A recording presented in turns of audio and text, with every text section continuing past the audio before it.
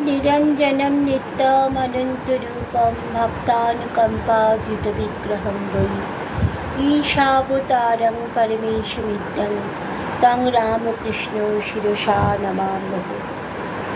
जननीं शारदां देवीं रामकृष्णं जगद्गुरुं पादपद्मे तये श्रुत्वा प्रणमामि मुहुर्मुहुः। ॐ नमस्ते ज्योतिराजाय विवेकानन्दशूरये सच्चित् सुख स्वरूपाय स्वामी नेतापगारी। ঠাকুর মা ও স্বামীজির চরণে আভূমি লুণ্ঠিত প্রণাম নিবেদন করি। নমস্কার জানাই প্রাণারাম বাংলা চ্যানেলের সমস্ত সত্রীমণ্ডলী ও দর্শক মণ্ডলীদের, এবং নমস্কার জানাই পবিত্র কুমার সুর, যিনি এই প্রাণারাম বাংলা চ্যানেলের প্রতিষ্ঠাতা, তার উদ্দেশ্যে আমার নমস্কার রইল। আমরা স্বামী নিত্যাত্মানন্দের লেখা শ্রীমদ দর্শন থেকে এই অনুধ্যানে আলোচনা করছি। এখানে আমরা আগের দিন পড়ছিলাম যে মিহিজামে গ্রীষ্ম এসেছে। সেই গ্রীষ্মের সময়ে শ্রীমা ভক্তবৃন্দ এবং কয়েকজন ব্রহ্মচারীকে নিয়ে আশ্রমে রয়েছেন, মিহিজাম আশ্রমে রয়েছেন। প্রচণ্ড গরম পড়েছে। সেই তীব্র গরমে একজন ব্রহ্মচারী, তিনি খুব ওই মিহিজাম অঞ্চলে তো যে সমস্ত কূপগুলো রয়েছে খুব গভীর, ওখানে ইদারা বলে, আমাদের মতন এখানের মতন এরকম ছোটোখাটো কুয়া পাওয়া যায় না, ইদারা। সেই ইদারা থেকে জল তুলতে গেলে খুব শক্তির প্রয়োজন হয়। তো একজন ব্রহ্মচারী ইদারা থেকে প্রচুর জল তোলেন এবং জল তুলে আশ্রমের বিভিন্ন কাজে, যেমন তিনি ওখানে জলের ব্যবহারের সবটা জলটাই তিনিই তুলছেন। এছাড়া যতজন ওখানে রয়েছে প্রত্যেকে স্নানের জন্য তিনি জল তোলেন এবং প্রচুর জল তোলেন। শ্রীমা এটা দেখে তখন ভাবলেন যে এত জল অপচয় করা ঠিক নয়, কারণ জলের একটা সময় এই ইদারার জল হচ্ছে সেটা আন্ডারগ্রাউন্ড ওয়াটার। সেই জল যদি ক্রমাগত তুলে ফেলা হয়, নষ্ট করা হয়, তাহলে আগামী দিনে হয়তো জল পাওয়াই যাবে না। সেজন্য তিনি ব্রহ্মচারীকে বললেন যে দেখো, তোমার সঙ্গে আমার কিছু কথা আছে বলে ব্রহ্মচারী তো তার কাছে এসে বসলেন। তখন বলছেন, আমি লক্ষ্য করছি কয়েকদিন থেকে যে তুমি প্রচুর জল তুলছো আর সবাইকে স্নান করাচ্ছ প্রচুর জল দিয়ে। যে স্নান করতে গেলে অল্প জলে হয়ে যায়, সেখানে তুমি অনেক বেশি বেশি করে জল এনে সবাইকে শান্তি দিচ্ছ। কিন্তু এই শান্তি দেওয়াটারও একটা সীমা থাকা দরকার। কারণ হচ্ছে যে কোনো জিনিস বেশি যদি ব্যবহার করা হয়, তাহলে সেটা খুব কম দিনের মধ্যে ব্যবহার আর করা যাবে না। কারণ তার যে জলটা তৈরি হয়েছে মাটির তলায়, সেটা যত তুলে নেওয়া হবে তত সেই জলটা শেষ হয়ে যাবে, পরবর্তীকালে আর জল পাওয়া যাবে না। সুতরাং যতটুকু প্রয়োজন ততটুকুই জল ব্যবহার করবে, ততটুকুই জল তুলবে তুমি। আর একটা কথা জানবে যে ঠাকুর সবসময় বলতেন যে কৃপণ এবং অতি খরচ করা, এই দুটোর মধ্যে কৃপণ হওয়া ভালো বেশি খরচ করার থেকে। কারণ ঠাকুরের একবার বার্লি খাওয়ার সময়, সাবু খাওয়ার সময় লেবুর দরকার হয়েছিল, যেখানে 2 টুকরো লেবুতে কাজ হয়ে যাবে, ঠাকুরকে 6 টুকরো লেবু দেওয়া হয়েছিল বলে ঠাকুর খুব রাগ করেছিলেন। বলেছিলেন, অপচয় কেন করবি? অর্থাৎ তিনি একজন সন্ন্যাসী মানুষ, কিন্তু তার নজর ছিল যে অপচয় যেন না হয়। কারণ কোনো জিনিসের যদি অপচয় করা হয়, যখন প্রয়োজন হবে তখন সেই জিনিসটাকে আর পাওয়া যাবে না। এবং এই যে জল তুমি প্রচুর পরিমাণে তুলছ, এই জলেরও একদিন অভাব হয়ে যাবে, তখন আর জল পাওয়া যাবে না। এবং এর থেকে ঠাকুর বলতেন, লক্ষ্মী ছাড়া হওয়ার থেকে কৃপণ হওয়া অনেক ভালো। দুটোর কোনোটিই ভালো নয়, কিন্তু নষ্ট করার থেকে সেটাকে কৃপণ হওয়া অনেক ভালো। সুতরাং তুমি আর এত জল তুলো না, যতটুকু প্রয়োজন ততটুকুই জল তুলবে। ব্রহ্মচারী তখন ভাবছেন, বাপরে, এনার কি দূরদৃষ্টি! এই রকমভাবে যদি স্কুল কলেজে কেউ শেখাতো তাহলে কত ভালোই না হতো। ইনি ঠিক মায়ের মতন করে, মা যেরকম যত্ন করে শিখিয়ে দেন ঠিক সেই রকম যত্ন করে ইনি শিক্ষা দিচ্ছেন। এবং এই জন্যেই বলে গুরু হচ্ছে অহেতুক কৃপা সিন্ধু। তো সেদিনে ওই যেদিন আমরা মিহিজামের কথা বলছি সেই দিন ওইখানে ছিলেন যে মুকুন্দবাবু এবং শচীনন্দন, তারা রামপুরহাটে ফিরে যাবেন। তো তাদের গাড়ি ছাড়বে 2:30, সেজন্য সমস্ত বন্দোবস্ত তারা করছেন। বিনয় এবং জগবন্ধু যারা ওইখানেই রয়েছে তারা তাকে গিয়ে তুলে দিয়ে আসবে। তো বিনয় জগবন্ধু তুলে দিয়ে এসে তারপর ফিরে এসেছে। তারপরে মুকুন্দবাবু হচ্ছে যে মানে ওই মানে স্কুলের যিনি প্রধান সেই মুকুন্দবাবু হচ্ছেন তিনি, এবং তার যে ভগ্ন স্বাস্থ্য সেই কারণের জন্য তিনি এখানে এসেছিলেন মিহিজামে। শ্রীময়ের সঙ্গ লাভও করবেন এবং মিহিজামের যে মানে জল হাওয়া এত সুন্দর সেখানে কিছুদিন থেকে স্বাস্থ্য ফিরিয়ে যাবেন, সে কারণেই এসেছিলেন। কিন্তু আসার পর থেকে তিনি বিভিন্ন রকমের খরচ খরচা করতেন।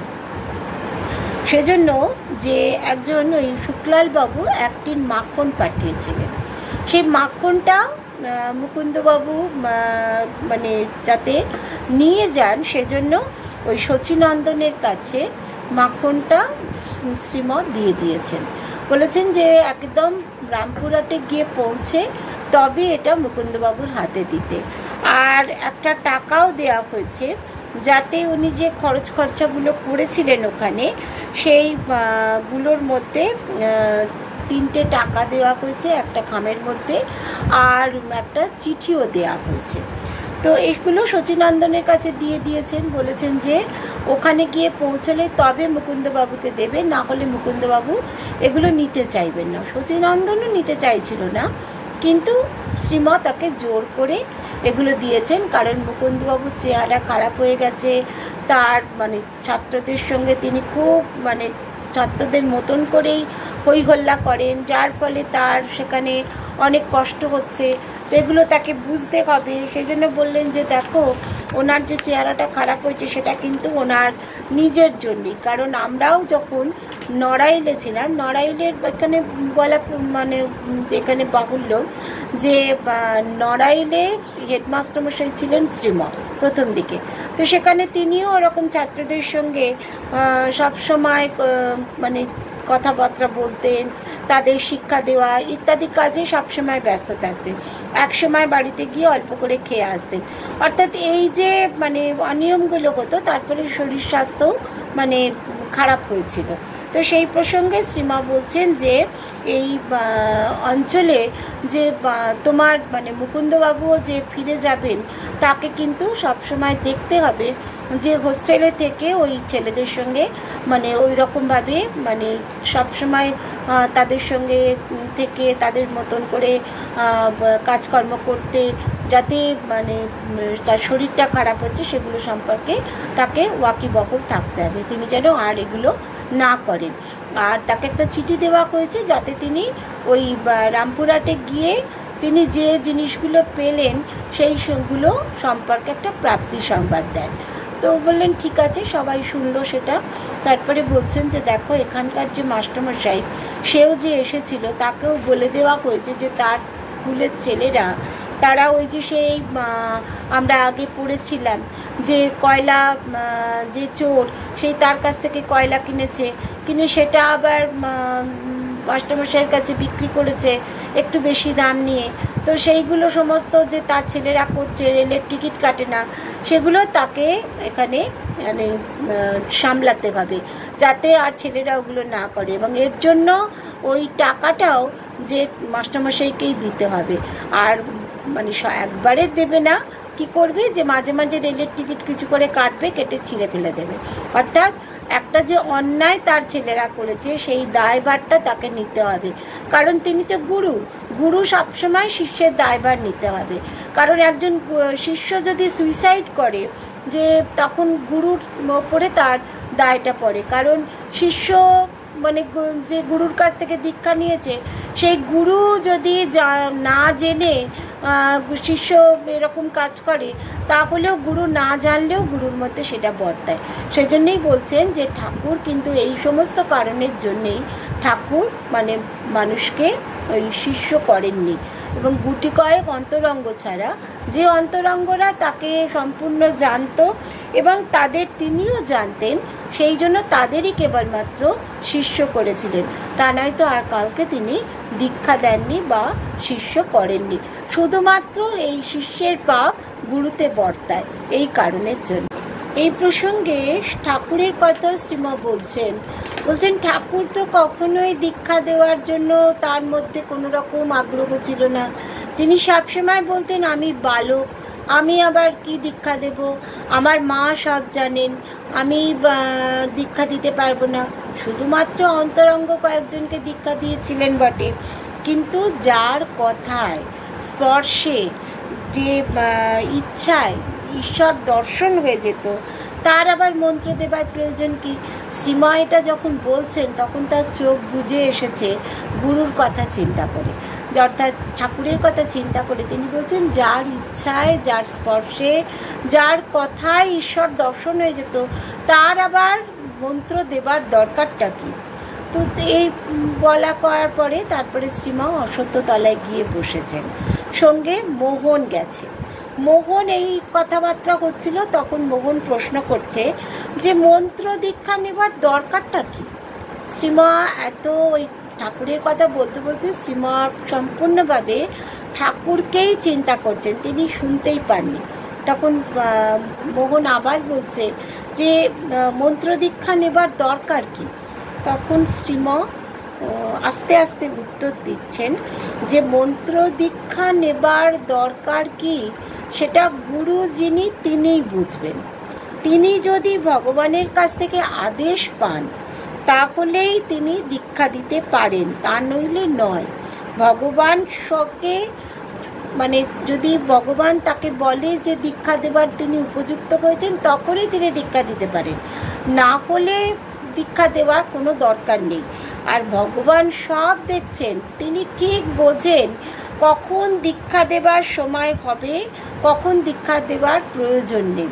আর এই যে মা তখন একটা ওই ঠাকুরের উদাহরণে দিচ্ছেন যে ঠাকুর বলতেন যে মা জানেন কখন ডিমটি ফোটাতে হবে। ওই যে পাখিরা তা দেয় যে ডিমের ওপরে বসে, তখন ঠিক বোঝে যে কোন সময়ে যে ডিমে তা দিতে হবে। তেমনি আবার যখন ওই এরা গরু বা চতুষ্পাদ যে সমস্ত জন্তু জন্মায়, জন্মানোর পরেই দেখা যাবে মা তাকে চেটে সমস্তভাবে তাকে মানে ঠিক করে দিচ্ছে।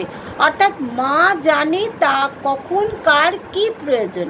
যেমন পাখি মা জানে যে কখন ডিমটাকে ফোটানোর প্রয়োজন, আর তেমনি যে কোনো জন্তু জানোয়ার তারাও জানে যে তার বাচ্চাটা জন্মালেই তাকে কীরকম আচরণ করতে হবে। অর্থাৎ তারপরে কুলগুরুদের কথাও বলছেন যে কুলগুরুরা যে দীক্ষা দেন, এটাতে নিশ্চয়ই তাদের পূর্বপুরুষ কোনো আদেশ পেয়েছিল ভগবানের, সেই আদেশের মাধ্যমেই তারা মানে পরম্পরায় তারা দীক্ষা দিয়ে আসছে। আর সেই সময়কার কথা শ্রীমা বলছেন যে এখন তো চারপাশে কত গুরু রয়েছে, হেজি পেজি সব গুরু হয়ে বসছে, আর জিজ্ঞেস করলে বলে অমুক অমুক বড়লোক আমার শিষ্য। এবার কলকাতায় কোন কোন ধনী কার কার শিষ্য সেগুলো সমস্ত বলে গুরুরা। তো ধনী শিষ্যদের পরিচয় দেয়। এই গুরুগিরি যেন একটা ব্যবসায় রূপান্তরিত হয়েছে। তো মোহন তখন বলছে আচ্ছা, অনেকে যেমন বলে যে আমরা অমুকের কাছে দীক্ষা নিয়েছি, এরকম গুরুকরণ করা দীক্ষা নেবার কি কোনো প্রয়োজন আছে? তখন শ্রীমা বলছেন দেখো, যে গুরুকরণ করা দীক্ষা নেওয়া এগুলো তো অনেকেই নেয়। আজকাল যেমন একটা মানে ট্রেন্ড হয়ে গেছে যে একটা দীক্ষা নিতে হবে, যে দীক্ষা না নিলে যেন শুদ্ধ হলো না। তো সেই রকম যে মানে ঠাকুর কাউকে কাউকে বলেছিলেন মন্ত্র নেওয়ার জন্য, কিন্তু সবাইকে বলেননি। কাউকে বলছেন যে না দরকার নেই, তুমি যদি এখানে আসো, এখানে এসে কদিন কথাবার্তা শোনো, তাতেই তোমার হবে। আবার মন্ত্র নেবার প্রয়োজনের জন্য যে তোমার যে মন্ত্র নেবার প্রয়োজন পড়েছে তুমি মন্ত্র নিতে যাবে তা কিন্তু নয়। কারণ মন্ত্র কেন নেবে না? ঈশ্বর দর্শনের জন্য। কিন্তু ঈশ্বরের কাছে বসে তার কথা শুনেই যদি ঈশ্বর সম্পর্কে তার কাছ থেকে কথা শোনা যায়, তাহলে তার মন্ত্র নেওয়ার কোনো প্রয়োজন হয় না। ঠাকুরের কাছে যেমন হতো, তিনি নিজে অবতার, তার কাছে এসে বসে ভক্তরা মন্ত্র নেবার কথা প্রয়োজনই বোধ করতো না, কারণ তার কাছে বসে ঈশ্বরের কথা শুনছে, ঈশ্বরের কাছে বসে ঈশ্বরের কথা শুনছে। সুতরাং আর মন্ত্র নেওয়ার দরকার নেই, কারণ মন্ত্র নিলে পরে তবে ঈশ্বরের কথা শুনতে পাবে, ঈশ্বরের দর্শন পেতে পারবে ইত্যাদি। কিন্তু যদি ঈশ্বরকে সামনে থেকে ঈশ্বরের মুখেই যদি কথা শোনা হয়, তাহলে তো আর মন্ত্র নেওয়ার কোনো প্রয়োজনই নেই। ঠাকুর সবসময় বলতেন যে এখানে আনাগোনা করলেই হবে, আর ঈশ্বর মানে কথা ভাবলেই হবে, আর মন্ত্র নেওয়ার কোনো দরকার নেই। অর্থাৎ যে মন্ত্রের কি প্রয়োজন, কারণ তার মুখেই সব ঈশ্বরের কথা শুনছে। কিন্তু এর পরেও যারা খুব বলতো যে না মন্ত্র নেওয়ার দরকার আছে, তখন তাদের বলতো যে হ্যাঁ মন্ত্র নিতে যাও, কিন্তু বলতেন যে একটা কথা মনে রাখবে যে পাখি ঠিক জানে কখন তার ডিমটাকে ফোটাতে হবে। সুতরাং গুরুর কাছে যে যাচ্ছ, গুরুকে যদি মানুষ জ্ঞান করো, তাহলে তোমাদের যে ছাই হবে। মানে ঠাকুর এরমভাবেই বলতেন যে গুরুকে সচ্চিদানন্দ ভাবতে হবে। গুরুকে যদি মানে মানুষ জ্ঞান করো, তাহলে তোমার কিচ্ছু হবে না। তো তখন মোহন শ্রীমাকে প্রশ্ন করছেন যে যদি কুলুগুরুর আচার ব্যবহারে তার উপরে শ্রদ্ধা না থাকে, তাহলে কেমন করে ঈশ্বর জ্ঞান করা সম্ভবপর? তখন শ্রীমা বলছেন হ্যাঁ তুমি একটা ঠিক কথা বলেছ। তো এইরকম একটা গল্প ঠাকুর আমাদের সবাইকে বলতেন। তো সেই গল্পটা হচ্ছে এরকম যে একটা গুরুর বাড়িতে মানে সমস্ত অনেক শিষ্য রয়েছে। তো সেই শিষ্যরা সবাই কেউ হচ্ছে ধনী, কেউ হচ্ছে খুব গরিব, কেউ হচ্ছে মধ্যবিত্ত ইত্যাদি ইত্যাদি। তো সেই গুরুর ছেলের পইতে হবে। তো তখন গুরুর পয়সা কড়ি নেই, তখন তিনি বলছেন সমস্ত শিষ্যদের ডেকে যে তোমরা কে কী দেবে। তখন তারা বলছে আমি অমুকটা দেবো, আমি তমুকটা দেবো। তখন একজন খুব গরিব বিধবা ছিলেন, তিনি বললেন গুরুদেব আমি দই দেব। তো তখন গুরু ভেবেলেন যে হ্যাঁ ও হয়তো দইয়ের খরচটা ওই দেবে। তো তারপর যখন পৈতের দিন এসেছে, তখন প্রচুর জিনিসপত্র নিয়ে বড় লোক যে সমস্ত ধনী শিষ্যরা রয়েছে, তারা সব প্রচুর জিনিসপত্র নিয়ে এসেছে। একদম পুরো গুরুর বাড়ি ভর্তি হয়ে গেছে সব রকম জিনিসপত্রতে। কেউ কাপড় এনেছে, কেউ মানে মুদিখানার জিনিসপত্র এনেছে, কেউ মিষ্টি এনেছে, কেউ মাছ এনেছে ইত্যাদি ইত্যাদি, ভর্তি হয়ে গেছে। এবার সেই বৃদ্ধা, যে গরিব বৃদ্ধা, তিনি ওই একটা খুঁড়ি করে এক খুঁড়ি দই নিয়ে এসে গুরুদেবের কাছে মানে দাঁড়িয়েছেন, দিয়ে সেই এক খুঁড়ি দই গুরুদেবের হাতে গিয়ে দিয়ে দিচ্ছেন। তখন গুরুদেব বলছেন এইটুকু দই দিয়ে কি হবে রে, এইটুকু দই নিয়ে এসছিস, বলে এত রেগে গেছে যে সেই দইটা ছুঁড়ে ফেলে খুঁড়িটাতে পা দিয়ে মানে চেপে দিয়ে, তখন শিষ্যা তো কাঁদছে, বলছে গুরুদেবকে, বলছে গুরুদেব এখন আমি কি করব, আপনি এরকম ফেলে দিলেন, আমার কি করণীয় এখন আপনি বলুন। বলে তুই ডুবে মরগে যা, মানে এত রেগে গেছে, বলছে তুই ডুবে মর গিয়ে।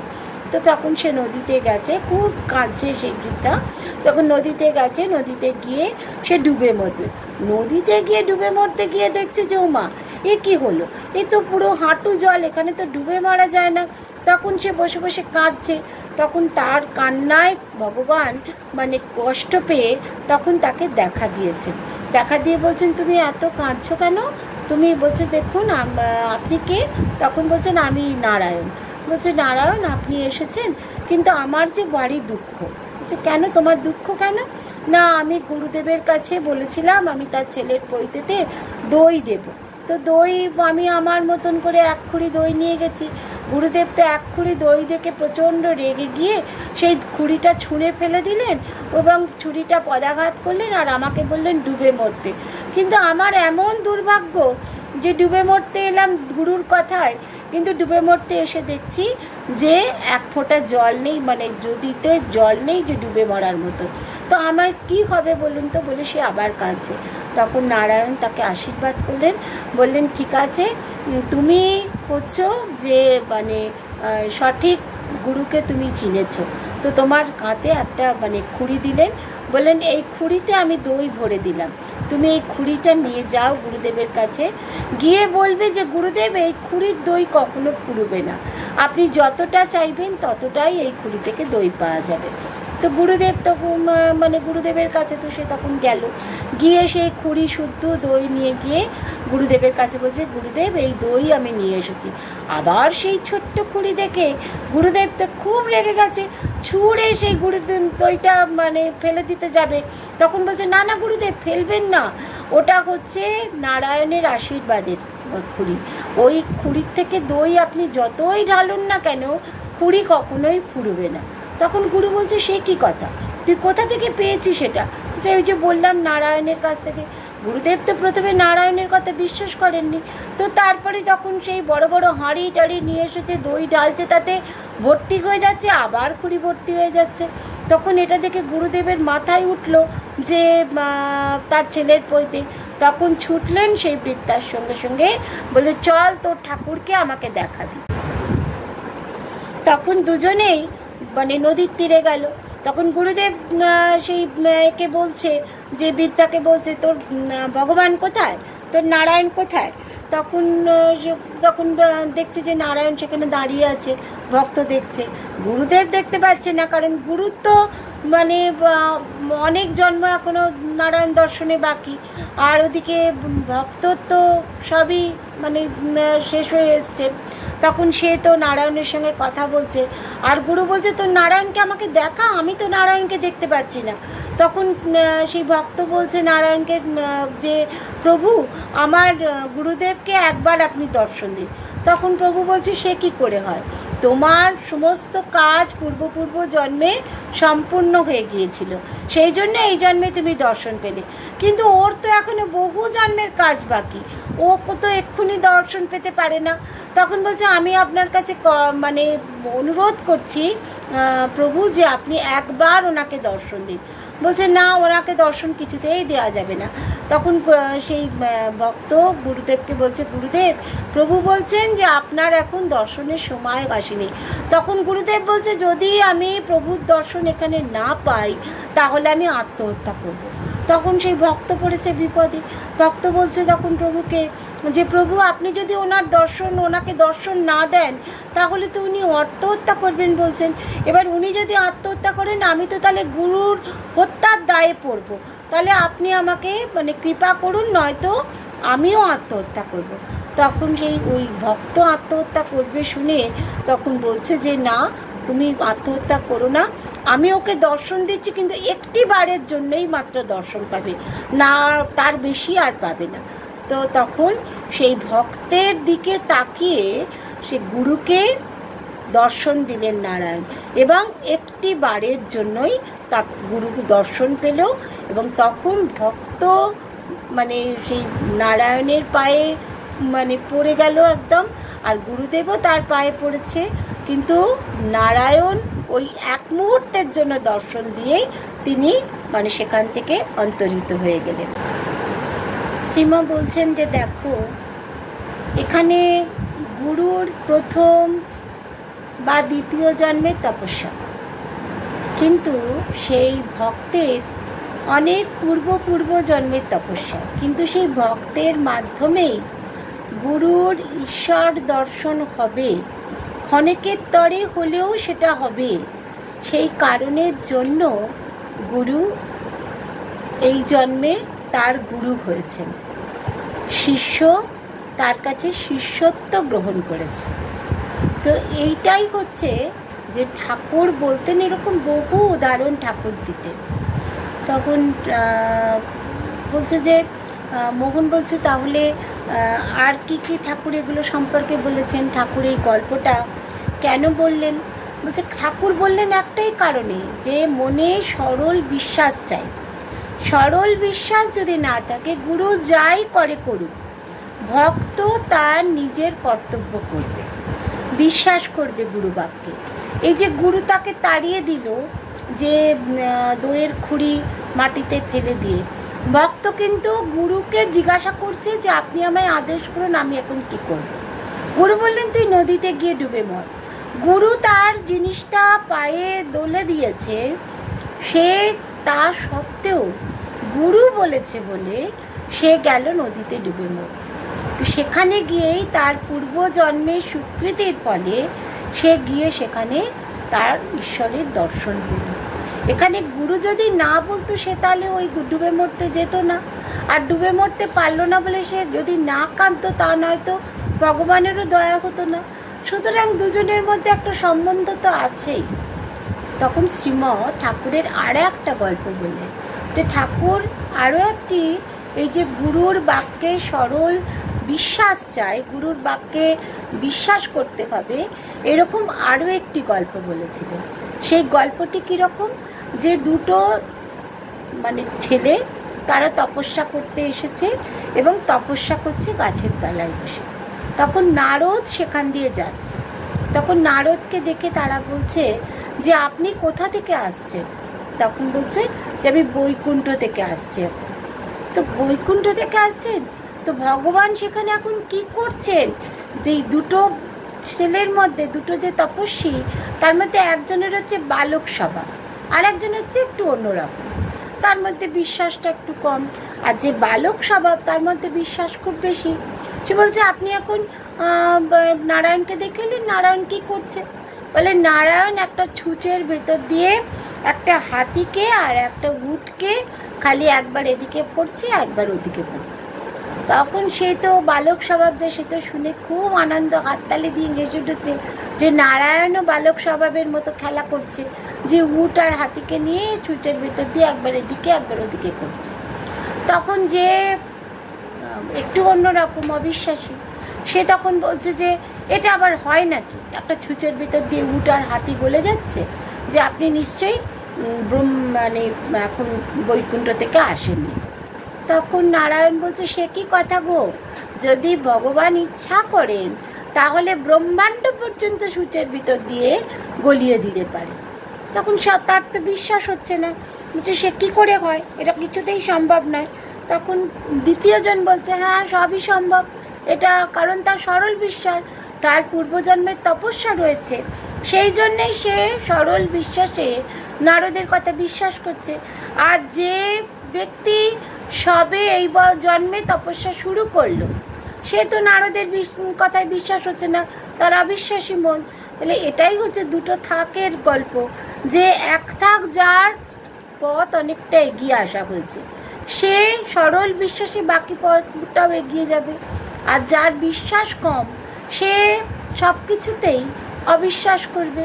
অবিশ্বাস করলে কি হয়, যে আরও বেশি তাকে আরও বেশি জন্ম তাকে তপস্যা করতে হবে, তবে সে ঈশ্বরের দর্শন পাবে। এই প্রসঙ্গেই শ্রীম ক্রাইস্টের কথা উচ্চারণ করছেন। বলছেন যে ক্রাইস্ট বলতেন যে with men this is impossible, but with God all things are possible. যে এটা মানুষের পক্ষে অসম্ভব হতে পারে, কিন্তু ভগবানের পক্ষে কিছুই অসম্ভব নয়। ভগবান চাইলে সব কিছু করতে পারে।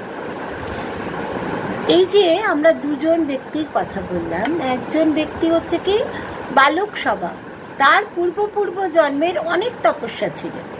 আর একজন হচ্ছে একটু অবিশ্বাসী মনের, সে এই জন্মেই প্রথম তপস্যা করছে। সুতরাং তার যে অনেক অনেক জন্ম তপস্যার ফলে তবে তার মনটা তৈরি হবে, ধৈর্যের সঙ্গে কাজ করে যেতে হবে। এক জন্মে আমাদের পক্ষে সম্ভব নয়, এক জন্মে নাই বা হলো, 2 জন্মে হবে, 10 জন্মে হবে, তা বলে হতাশ হওয়া ভালো নয়, চেষ্টা ছেড়ে দেওয়াও উচিত নয়। করে যাও, একদিন না একদিন হবেই, এই ভাবনা মনের মধ্যে রাখতে হবে। গীতার 6ষ্ঠ অধ্যায়ের 45তম শ্লোকের কথা শ্রীম বলছেন, অনেক জন্ম সংসিদ্ধ তত জাতি পরাং গতিং, তার কাছে সকলকেই শেষে যেতে হবে। সুতরাং অনেক জন্ম হলে হবে, কোনো ব্যাপার নয়, অনেক জন্ম পরেও তো তার কাছেই যাচ্ছি। ঠাকুর এখানে বলতেন যে খানদানি চাষার গল্প বলতেন। কীরকম, যে সে হয়তো 1 বছর চাষ করলো, দেখলো সে বছরে ভালো বৃষ্টি হলো না, ফসল ঠিকঠাক হলো না, সে হয়তো যা ইনভেস্ট করেছিল সমস্ত কিছু মার খেলো। পরের বছর আবার করলে আবার বৃষ্টি হলো না, তারপরের বছর আবার করলে আবার বৃষ্টি হলো না। কিন্তু যে খানদানি চাষা, সে কি চাষ ছেড়ে দেবে? চাষ ছেড়ে দেবে না, সে বছর বছর করে যাবে, যাতে আশা নিয়ে যে এই বছরে হয়তো বৃষ্টি হবে। এবং প্রত্যেক বছর এরকম তো কয়েকশো বছর ধরে তো বৃষ্টি হবে না, এরকম তো হতে পারে না, বৃষ্টি হবেই। এবং সেই আশা তার মনে রাখতে হবে এবং বিশ্বাস রাখতে হবে, বিশ্বাসের সঙ্গে কাজও করে যেতে হবে। এই যে সাধু সঙ্গ তোমরা করছো, এখানে শ্রীমা তখন মোহনকে বলছে, এই যে সাধু সঙ্গ আপনারা করছেন, এ কি শুধু দুটিখানি কথা? এ তো পূর্বজন্মের অনেক তপস্যা ছিল, তাই এটি হচ্ছে। এক্ষেত্রে আমরাও মনে করতে পারি যে পূর্বজন্মের আমাদের অনেক তপস্যা আছে, তাই জন্য আমরা শ্রীমৎ দর্শনের এই কথাগুলো অনুধ্যানে আলোচনা করতে পারছি। তাহলে এই পূর্বজন্মের অনেক তপস্যা বলে তবেই তোমরা এই কথাগুলো শুনতে পাচ্ছ। এ কথা শ্রীমা বলছেন ভক্তকে, এবং বলছেন যে দেখো, আজকাল হচ্ছে দক্ষিণেশ্বর সর্বতীর্থের শ্রেষ্ঠ তীর্থ। তার দর্শন, তার মঠের সাধুসঙ্গ ভারতের গ্রেটেস্ট অ্যান্ড বেস্ট, সর্বশ্রেষ্ঠ এবং সর্বোত্তম সাধুসঙ্গ হচ্ছে ঠাকুর শ্রীরামকৃষ্ণের সাধুসঙ্গ। এটাও তো ভাগ্য বলেই হচ্ছে, ভাগ্য ছাড়া কি এটা হতে পারতো? আর জপ ধ্যান এগুলো করে যেতে হবে। ঠাকুর একজনকে বলেছিলেন যে এক সন্ধ্যের সময় কাশীপুর বাগানে হই হই করে সময় কাটাচ্ছিস তোরা, তো এখানে বসে কি করতে হবে? ধ্যান জপ করতে হবে। এখন এসব করবি না তো কি পরের ঘরের বৌঝি টেনে বার করবি? অর্থাৎ ঠাকুর খুব বিরক্ত হয়েছে, রেগে গেছে যে সন্ধ্যের সময় গল্প করছে, গাছ করছে, সেই সব বাদ দিয়ে এখন যাও গিয়ে ধ্যান জপ করো। ঠাকুর একদম বিরক্ত হয়ে বলছে যে এখন যদি এগুলো না করবি তো পরে কি পরের ঘরের বৌঝি টেনে বার করবে? এবং তারপরে সেই ছেলেটি গলায় সাপ পরানো বানরের মতন সেখানে এসে হুঁক করে বসে রইল, অর্থাৎ মুখটা খুব গম্ভীর হয়ে গেছে। ঠাকুর বকেছে, মুখটা গম্ভীর হয়ে বসেছে। এবং ঠাকুরের কি অন্তর্দৃষ্টি হচ্ছে, পরে ঠিক তাই হলো যা বলেছিলেন, অর্থাৎ পরে ঠাকুর যা বলেছিলেন ঠিক সেটাই সেই ভদ্রলোকের ক্ষেত্রে হয়েছিল। তো এরপরে মোহন তখন বলছে, শ্রীমা তখন বললেন একটুখানি দাঁড়ান, আবার কিছুক্ষণ বাদে আমরা আলোচনা করব। মোহনবাবুর মনে অনেক প্রশ্ন হয়েছিল। সে তখন শ্রীমাকে বলছে যে আপনার আমার প্রশ্নের উত্তর দেওয়া অবশ্যই দরকার, কারণ আমি আপনাকে কতগুলো কথা বলতে চাই। শ্রীমা বলছেন যে বলো, যে কি কথা বলতে চান আপনি? তা তখন সে মোহন বলছেন যে দেখুন, এই যে আমরা সাধারণভাবে মনে করি যে গুরু আমাদের থেকে অনেক ওপরে রয়েছে। আপনি যে প্রথম গল্পটি বললেন সেখানে দেখা গেল গুরুই শিষ্যের কাছে বলছে ঈশ্বর দর্শনের জন্য, শিষ্য তার দর্শন পাইয়ে দিল, তাকে করিয়ে দিল দর্শন। কিন্তু এখানে তো গুরু শিষ্যকে দর্শন করালেন না, শিষ্য গুরুকে দর্শন করালেন। তাহলে আমরা তো সাধারণভাবে এইরকম গুরুর কথা ভাবি না, আমরা ভাবি গুরু আমাদের ঈশ্বর দর্শন করাবেন, গুরু আমাদের সমস্ত ধরনের প্রতিকূল প্রবৃত্তিগুলোকে দূর করে দিয়ে আমাদের মনের মধ্যে অনুকূল সমস্ত মানে ভালো ভাব ধারা ইত্যাদি আমাদের মনের মধ্যে জাগিয়ে তুলবেন। তখন শ্রীমা বলছেন এটা আপনার তো মানুষ বুদ্ধি, এই যে মানুষ যেরকম বুদ্ধি করে সেই বুদ্ধি করছেন আপনি। গুরুকে মানুষ মনে করলে ওই রকম সংশয় তো অবশ্যই হবে। এর মূলে হচ্ছে অ্যাজাম্পশন যে মানুষই সব করছে, কিন্তু তা তো নয়, ঈশ্বর এখানে কর্তা। এখানে গুরু একটা চরিত্র, ভক্তও একটা চরিত্র, কিন্তু এদের দুজনকে কাজ করাচ্ছেন কে? ঈশ্বর। তাহলে ঈশ্বরকে আগে ভাবতে হবে, গুরুকে ওখানে মানুষ বুদ্ধি করলে হবে না যে গুরুকে দিয়ে ঈশ্বরই করাবেন। ঠাকুর শ্রীরামকৃষ্ণের কাছে যারা আসছে তাদের তিনি সৎ উপদেশ দিচ্ছেন। এটা সেই শিষ্যদেরও পূর্বজন্মের স্বীকৃতি। এবার গুরুকে দিয়ে ঈশ্বরই কিন্তু কাজ করাবেন। সুতরাং কর্তা হচ্ছে ঈশ্বর। গুরুতে ঈশ্বর বুদ্ধি করে নিজের কর্তব্য পালন করা উচিত হবে। গুরুকরণ সেজন্য কি ছেলে খেলা নয়। দিনের পর দিন, বছরের পর বছর, দিনে রাতে দেখে দেখে শ্রদ্ধা হলে তখন গুরুকরণ করা উচিত। একবার যদি হয়ে যায় তাহলে আর ছাড়ার কোনো উপায় নেই। এটা আমরা যোগেন মহারাজকে ঠাকুর বলেছিলেন। ঠাকুর যখন একবার রাত্রিবেলা উঠে ওই পঞ্চবটির দিকে যাবেন, যোগেন মহারাজের ঘুম ভেঙে গেছে। দেখছেন ঠাকুর উঠে বেরিয়ে যাচ্ছে। তখন যোগেন মহারাজ ভাবছে এ কি রাত্রিবেলায় নহবতে যাবে বলে তারপরে তার পেছনে পেছনে আসছেন। আর দেখছেন যে ঠাকুর নহবতের দিকে তো ঢুকলেনই না, ওদিকে ফিরেও তাকালেন না, সোজা পঞ্চবটির দিকে তিনি চলে যাচ্ছেন।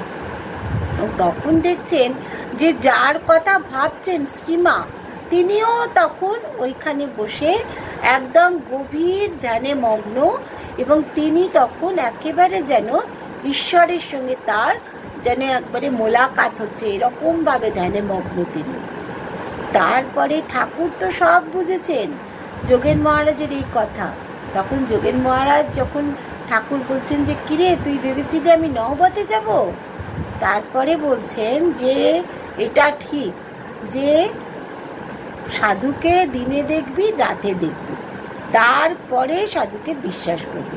অর্থাৎ গুরুকরণ করতে গেলে দিনে রাতে সব সময় দেখে তবেই গুরুকরণ করতে হয়। না হলে তো সেই ধোপার বাড়ি কাপড় দিয়ে ধোপার বাড়ি কাপড় ফেরত পাওয়া যায় না, যে একবার এই ধোপাকে দেওয়া হচ্ছে একবার ওই ধোপাকে দেওয়া আছে, কার বাড়িতে কাপড়টা হারালো সেটা বোঝা যাবে না। সুতরাং ওই একজনকে ধরতে হবে, এবং সেই একজনকে ধরতে গেলে সব দেখে শুনে তবে তার কাছে গিয়ে নাড়া বাঁধতে হবে। আজ আমরা শ্রীমদর্শন থেকে এই পর্যন্তই পড়লাম। আগামী দিনে আমরা শ্রীমদর্শন থেকে আরও পড়ব এবং আরও জানব, এবং নিজেদের কিভাবে এগিয়ে নিয়ে যেতে হবে ঈশ্বর দর্শনের দিকে, সেইভাবে আমরা নিজেদের প্রস্তুত করব। তার আগে আমরা ঠাকুর, মা ও স্বামীজিকে এবং শ্রীমকে আমাদের প্রণাম জানাই, এবং আমাদের তারা আশীর্বাদ করুন আমরা যেন উপযুক্ত ভক্ত হতে পারি এবং উপযুক্তভাবে এগিয়ে যেতে পারি।